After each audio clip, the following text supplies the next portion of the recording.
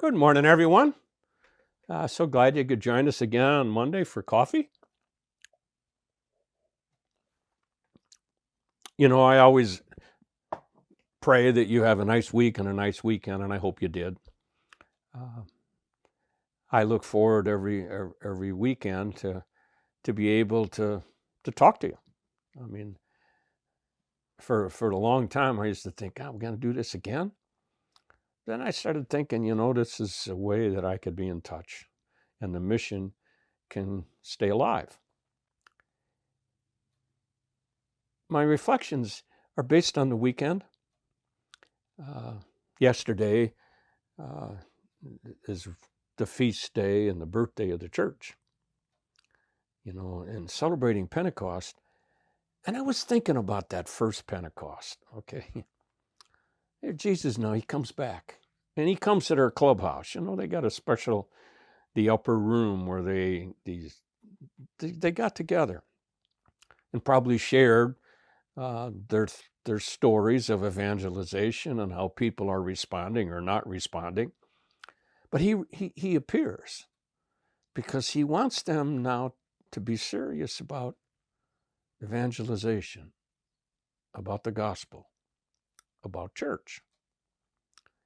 And I thought about that. I wonder what they, I know what he said and I know what he wanted done. But I often think, well, I wonder what they were talking about. Were they talking about how well they were received or not received? Were they talking about what are we going to do? In that whole first Pentecost, when Jesus appeared to tell them what he really wanted done, there was never any mention of buildings. Anytime you talk about church today, people always they refer to church as a building, and that's not what Jesus. There was no mention of that, and even the early church was just a gathering of people sharing their faith. And a lot of what the evangelization was for the apostles was to spread the good news of Jesus.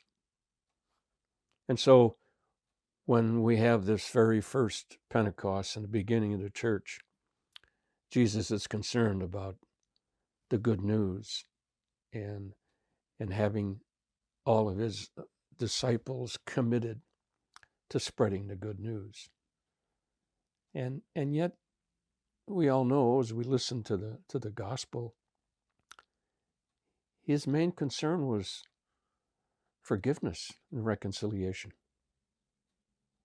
I thought that's a fascinating piece to church. But you know what? It's also a fascinating piece to where peace comes in the world. Peace comes through forgiveness. When you can't forgive, there can't be peace.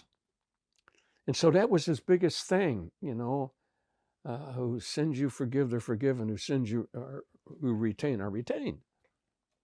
So he knew that was going to be the heart of a peaceful church and really a peaceful world. So I take that, and I'm sure when they left that room after he was gone, I'm sure they had to start thinking about, man, we got to start selling that. Maybe we got to work harder.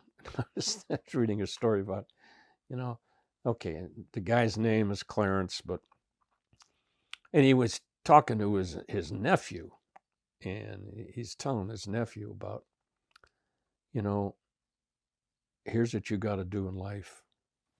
This could have been at the first Pentecost too. One of these disciples saying this to somebody else.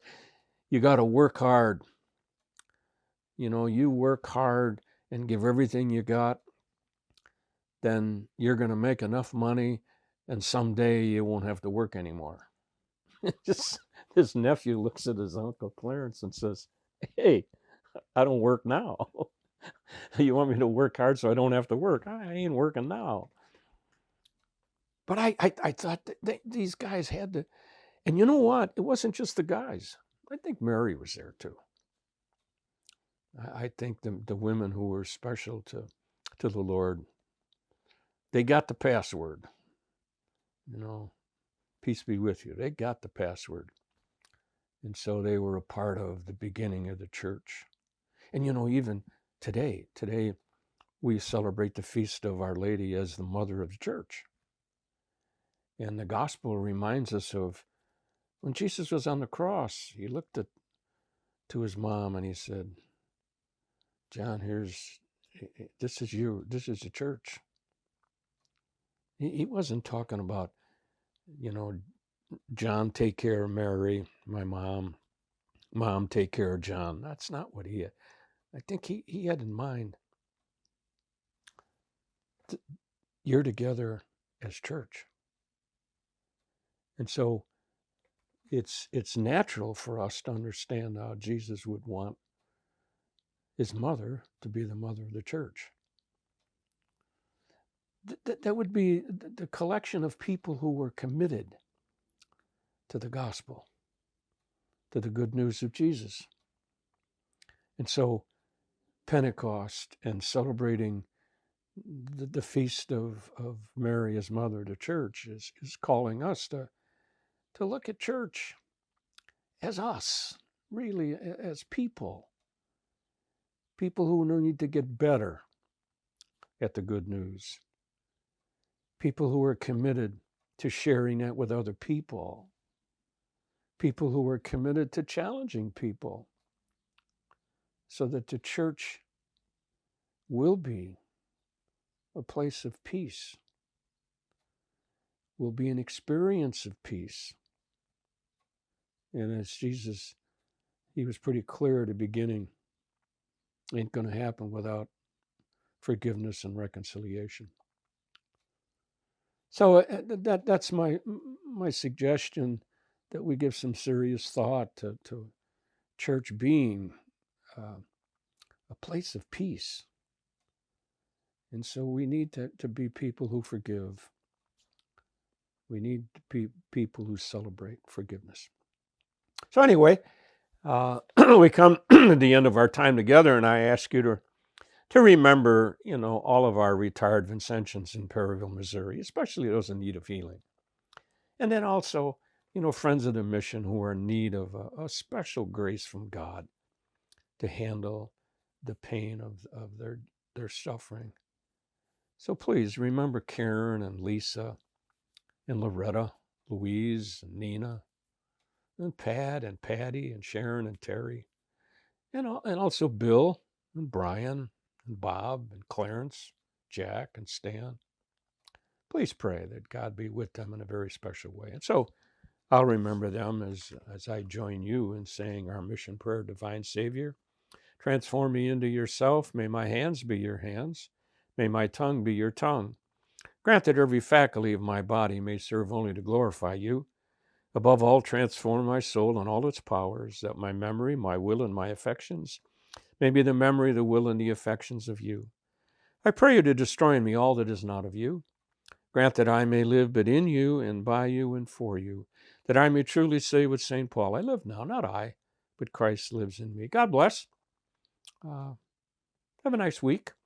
Check us out on Wednesdays for our reflection on the website. God bless.